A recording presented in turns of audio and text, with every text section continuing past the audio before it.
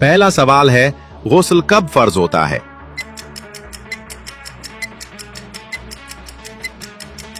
जवाब है जनाबत के बाद।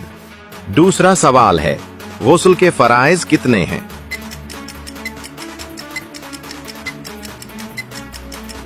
जवाब है 3।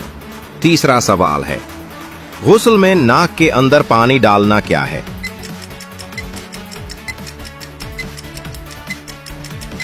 जवाब है फर्ज है। चौथा सवाल है, गुस्ल से पहले क्या किया जाना मुस्तहब है?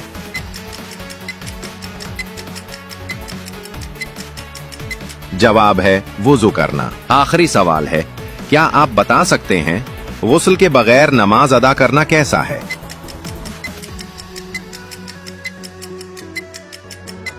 क्या आप इसका जवाब दे सकते हैं?